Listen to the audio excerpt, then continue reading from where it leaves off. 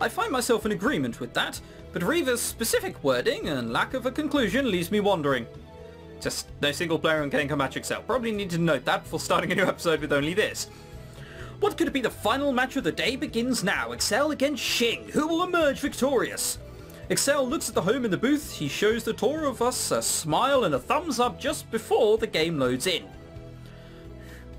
Oh, Marines and a Stalker. That is a surprise. We haven't seen many of those. Kappa. Despite the dire position his team is in, Excel wastes no time fighting back for the control of the series. He's Terran, I presume, so these Marines here, the ones shooting, are his. He deflects the Kane player's pressure with a well-positioned Marine force at the top of the ramp, killing off a Zealot and scaring away a Stalker. That's 4. Whatever.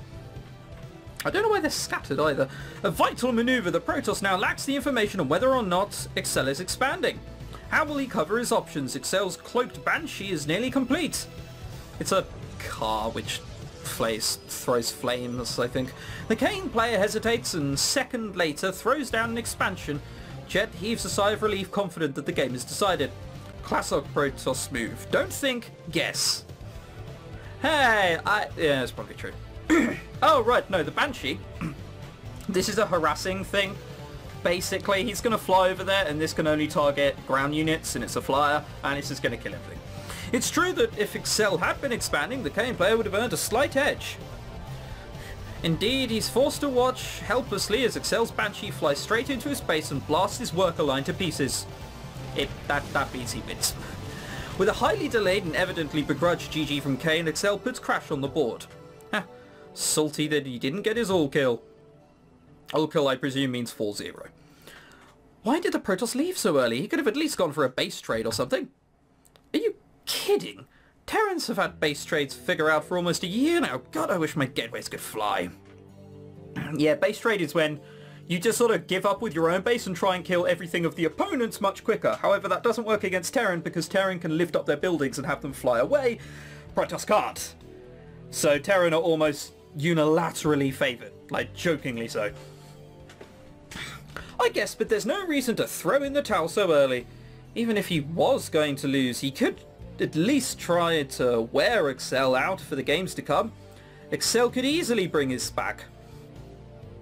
But even with the team's first loss, the Kane coach looks confident. He gestures for one of his youngest players, speaks to him for almost an entire minute, then sends it to the booth. This is probably the mid-range player who is solely out to kill Excel. Ah, the Kane coach sends an amateur Terran to face Excel. He must have confidence in either his young talent or remaining 2 players. It doesn't matter. Like, all of them have to play him at some point. You may as well just send out the the amateur who isn't very good. You never know. He might kill Excel and, you know, ring riot. We must assume he wants to give the young Terran some experience. Certainly, there is no other reason to send him against as strong a contender as Excel. Reva watches the Kane coach impassively, never allowing her attention to leave him until the 5th game loads in. Yeah, Kane opens... Yeah, what are you, German? I thought you were Korean, damn you. Kane opens with Command Center first. That's just a base.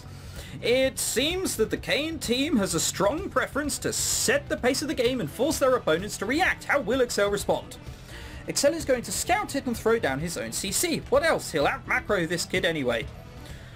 Weaver answers Jet with a nod, though not in a way that makes her seem particularly pleased. As predicted, Excel's thorough scout discovers the Kane command center early enough to stay in an economy-focused game. Even with the amateur Terran's slight disadvantage, Excel claws his way back into even footing and then claims a lead when he catches a drop en route to his base. The Crash fans roar a cheer when Excel charges his opponent with his opponent's tank line in a way reminiscent of old Brood War mech battles. Old habits die hard. Even with the game all but decided, the Kane Terran remains until Excel moves forward to destroy his base. Just before offering his GG, the Kane amateur scans to reveal all of Excel's structures, as I thought. I wince as Jet belts out an ear-shattering cheer, then turn to Reva. What do you mean? Kane will send their Terran ace. Why does that happen? Why do your glasses do that? That makes no sense. Someone needs to take her down and go, you know, that's not normal, right? Glasses aren't supposed to glow. Whatever. Not such a hard guess, really. Even the previously confident Jet watches Kane's bench now. Sure enough, their team's pull ace pulls himself to his feet, peels off his team jacket and tosses it to a squealing fangirl. Did she just sniff it? I'm gonna pretend I didn't see that. Oh my god! These people aren't athletes. It's not sexy. It's probably just going to smell of, like, washing up liquid. Like, you know what I mean? The thing that you do in the washing machine. That. Tablet. Whatever. The Crash coach paces back and forth with his hands behind his back. His bench looks far more invested in this series than they did 2 games ago. What a treat. The highest level of Terran versus Terran is about to unfold before us. I am excited to see how Excel measures up. Since DVT has always been his strongest matchup, he's gonna lose. Like, he's going to lose now. Jet and Reaver watch restlessly as the game loads up. Even Stunt has stopped cheering against Crash. What? Was he doing that anyway? What a bastard. Kane will go command center first. If Excel does not 2 racks, he will be at a disadvantage. Are you from the future or something? What's with these super specific predictions? Shut up, watch. Excel opens with a standard play and repeats the scout of his opponent's CC first at a timing near identical to last game. CC command center base. Good. Feigned bunker aggression provokes a brief panic in the Kane ace, forcing him to pull a handful of CVs to contest what could be a direct counter to his build. Good move, but it will not be enough. When the fake rush ends, the Kane player throws his head back, heaves a sigh of relief and smiles. He begins teching aggressively, a dangerous position without scouting Excel. Can you please explain what's going on? Why do you know what's happening before it happens? The Kane ace used the amateur to bait out Excel's response to CC first. This isn't something that would be possible if they weren't ahead by so many games. Oh, so that's why they did. Oh. Well, forget what I said. Apparently play order does matter. They sent their best player to face Excel with full knowledge of his reaction, but can Excel adapt on the fly, right? Easier said than done. That wasn't supposed to be a question. Excel can adapt. Question. Sure enough, Excel's answer is the exact same as it was to the amateur before. Improvising, a rare skill for StarCraft players, even for someone as skilled and rounded as Excel. The Kane player will build 2 starports behind his natural to avoid Excel's typical scan patterns. He will then clear out Excel's map vision with Hellions and then camp Excel's production with the Banshees and Vikings. Vikings are an air unit which target other air. This isn't over. Excel will scout the gas timings and might realise that something is off. But the strategy proves to be too specific for Excel to cover without scouting directly. The missile turret in his worker line won't protect his production structures. Excel's scan misses the mark by mere pixels. There's no chance he'll be prepared in time. With the centre of the map clear, the Kane Terran flies straight for Excel's base. Unbelievable! We rarely see such a unit composition, but it is the perfect answer in this scenario. Yeah, that is a bit odd. The Vikings keep away Excel's inferior air force at bay, while the Banshees pound Excel's structures and tanks without answer. An attempt to establish a missile turret defense costs Excel a ton of workers, even he eventually stabilizes his army as less than half the size of Kane's ace. The game is over. What did I tell you, Reaver? This is your fault, you fucking speckled, glowy-eyed bastard. It's the best I could do. She's not that hateable, unfortunately. Yet Excel remains until the bitter end, trading as cost efficiently with his inferior force as he can. It's only once Kane Ace dances his units back and forth that Ace finally taps out. Yeah, that's a command you can do with your units, /dance, and they start to dance. It's normally a sign of, hey, I've probably won. A cheer from the Aces fans announces the conclusion of the series, 4-2 Kane. Luckily, Stunt has the sense not to gloat about the money that he just won from Jet. The 4 of us sit in silence as we watch Excel agonise over his loss. While Kane is huddled together with smiles and cheers, all of Crash sit with their heads down, save Excel, who still hasn't left his booth. His coach looks furious. He barges in through the booth's back door and raves at Excel from behind his back. So he's unhappy in his team and the star player, and everyone else is shit? Who's going to be getting Excel? Us. He's unhappy. We just need a word. Kick someone else off the team. They're shit. But, like, it's fine. Bam. I can't believe what I'm seeing. Frustration is one thing, but Excel won 2 games before he went out. If he had gone down without a win, there's no reason to yell at him. How is that supposed to help? Just as my anger on Excel's behalf reaches the point I think to say something to Jet, Excel rises from his seat and slides past the coach without so much as a glance in his direction. Should we go talk to him? Yeah, come on. The three Korean commentators are in the middle of winding down the series with post-match analysis when we rise and exit through the studio's back door. Back door? Did we just enter through the back door? Is that why we're here again? We find Excel standing alone with a palm on his forehead. When he catches our footstep, Excel turns to regard us all with his typical grin. I lost. Oh well. His carefree attitude is unique among professional gamers. If the average pro isn't angry or depressed by a loss, they're at least frustrated. Yeah, I was going to say. How are you not at least vaguely angry at a loss? What is wrong with you? You should be.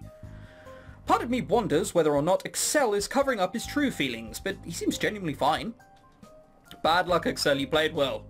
Yeah, thanks. What's the deal with your coach? He seemed really upset with you. Excel scoffs, allowing the disgust in his voice to show on his face. He's useless. Especially considering that I do his job for Team League, busted my ass for preparing tonight, picked out the builds and the snipers and everything, drilled the team for more than a week. And your coach has laid the blame for your... What? And your coach has laid the blame for the loss at your feet. For the loss at your feet, okay. Excel nods and glances away. Spectators begin filtering out of the studio, offering us curious looks as they head outside. Looks like the studio is done for the night. It's ridiculous. Not a single person on Crash had the guts to back me up. I didn't switch from Brood War to suffer spineless teammates and a coach with an ongoing midlife crisis. And you shouldn't have to, Excel. Ditch Crash and come coach for us. What did I say? Mind reader. I can read minds. As long as it's simple, not too difficult. Otherwise, I'm gonna struggle. It has to be forewarned pretty easily. You know I can't have a contract, it's not up until next year. A player contract, one that bars you from playing in Star Leagues for any time but Crash. Even so, I can't break the terms. I'm required to play for them. They can take legal action against me if I don't. And you will, if they insist on it. Live, train and coach at our team house. All you have to do is show up once a week to play your matches at the studio and Crash can't do anything. Reva pushes her glasses up against the bridge of her nose, pensive. Stunt stares. Why has no one brought up how glowy her eyes are? That's not normal. There's not enough light to reflect off her glasses in such a vast fashion.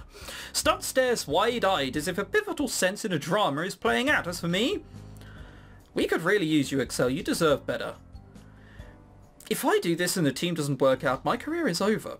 He says it as much to himself as he does the rest of us. It's true and probably true for everyone else as well. Really? We got picked up on a team pretty easily. All we need to do is another visual novel and ta-da, our whole life will change. Excel stares at the floor for a while, deep in thought. When he finally looks up, it's with a casual shrug. Screw it, I've put off my mandatory military training for too long anyway, I'm down. Stunt lets loose an ear-shattering cheer and flings his arms into the air. Reva's glasses nearly fall off in surprise, though she manages to catch them by the frame. Hell yeah! Team Enoch #1! What a motley crew. A cafe whelper ladder hero, a no-name foreigner, and so now some laid-back Hyung. I don't know what Hyung is. You forgot the washed-up champ. Try as she might, Jet can't hide the satisfied grin showing on her face. Everything has really come together. This is it. This is what I came to Korea for. The month of endless ladder, the late-night online tournaments. I'm on a team. A real team. We need to celebrate. You want to treat the team? How kind of you, Mac. Jet glances around to see if her quip earned a laugh, only to find Excel wagging a finger at her.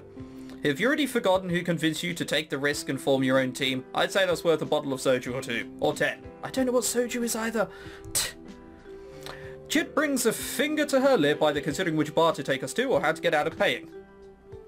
Alright, enjoy the hell out of tonight. It'll be the last time until we got a championship trophy that we celebrate anything. Got that? Good choice. Hell yeah! Understood. With a nod from Jet, the 5 of us walk shoulder to shoulder in high spirits. But just as we're about to descend the stairs, Jet pauses. Wait, Excel, do you need to go talk to your team or anything? That stops the rest of us in our tracks. We turn and find Excel at complete ease. Nah, I'll take care of it later. They don't apparently care. Like, I don't see why he should. Well, I do. But, you know, be the bigger man and so on. But other than that, with a knowing smile, he leads us down the stairs and out onto the street. Damn straight. Are we gonna party? Oh, we're gonna party so hard.